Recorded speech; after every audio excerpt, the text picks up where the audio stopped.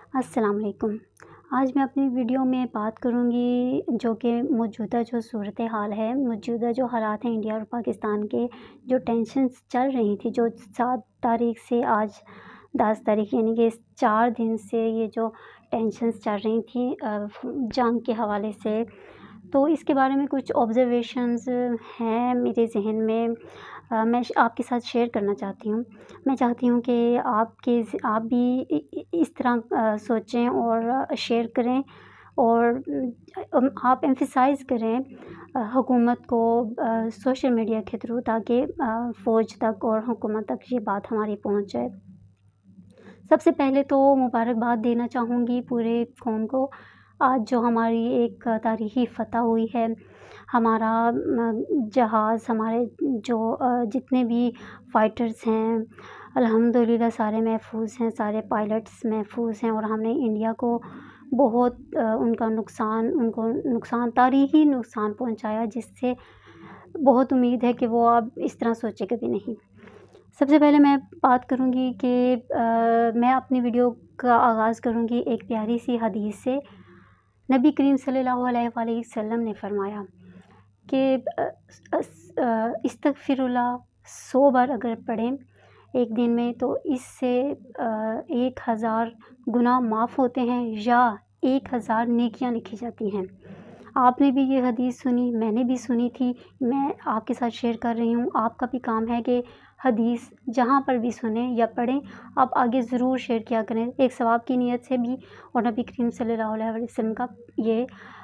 پیغام بھی ہے۔ تو ویڈیو کا آغاز کرتی ہوں۔ سب سے پہلے تو آج ہم نے جس طرح انڈیا کو ہم نے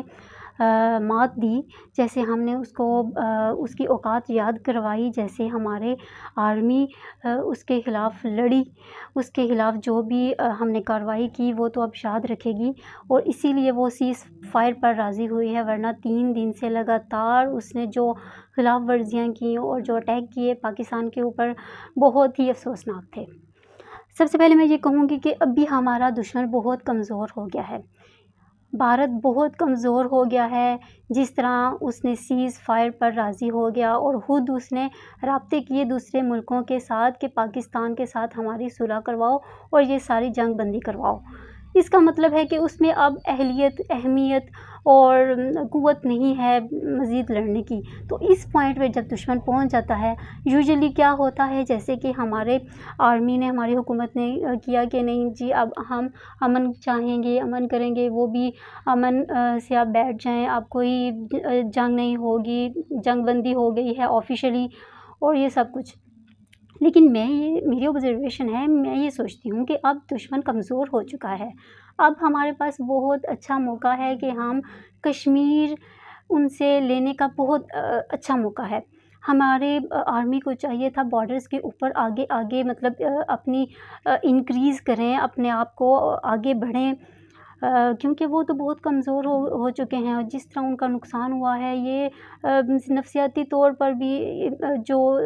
جو ہے انسان وہ ایکسیپٹ جب کر لیتا ہے کہ ہم ہار گئے ہیں، ہمارا نقصان ہوا ہے، تو وہ ویک ہو جاتا ہے۔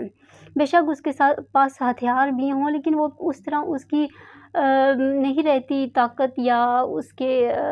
جس طرح وہ ہار جاتا ہے، ہارنے کے بعد جب مینٹلی وہ ہار جاتا ہے تو اس کے بعد وہ جرأت اور وہ جذبہ نہیں رہتا۔ اس لیے ابھی بہت اچھا موقع تھا کہ ہم کچھ نہ کچھ کریں، کیونکہ ہم اس کو پھر سنبھلنے کا موقع دے دیں گے، وہ پھر سے رابطے کرے گا دوسرے ملکوں سے اپنا نقصان پورا کرنے کے لیے، اپنے ایئر بیسز جو ہے وہ اپنے جو تباہ شدہ ہیں اس کو بھی ری بلڈ کرے گا، مینٹیننس کرے گا ہر چیز کی، تو پھر وہ اپنے پیروں پہ کھڑا ہو جائے گا، پھر ہمارے لیے وہ مشکل کریٹ کرے گا اور مشکل بن جائے گا۔ ابھی بہت اچھا موقع تھا کہ ہم کشمیر حاصل کر لیتے، جرأت دکھا کے، ابھی ہماری جرأت سے وہ ان کے دماغی طور پر وہ بیٹھ تو گئے ہیں۔ تو یہ ہماری آرمی کو، ہماری حکومت کو سوچنا چاہیے تھا اگر وہ سنسیئر ہوتے واقعی ہی۔ تو سب سے پہلے تو جو نریندرا مودی ہے اس نے تو یہ غلطی اس لیے کی کیونکہ وہ اپنے جس کے ساتھ اس کا بانڈ ہے، جو نیتن یاہو ہے، اس کے کہنے پر، اس کی باتوں میں جیسے ان میں مطلب شیئر کرتے ہیں وہ اپنی وکٹریاں اور وہ اپنے آپ کو، جیسے نریندر مودی نے غزہ پر ظلم ڈھائے اور فلسطین کو حاصل کرنے کے لیے کیا کچھ نہیں کیا، وہی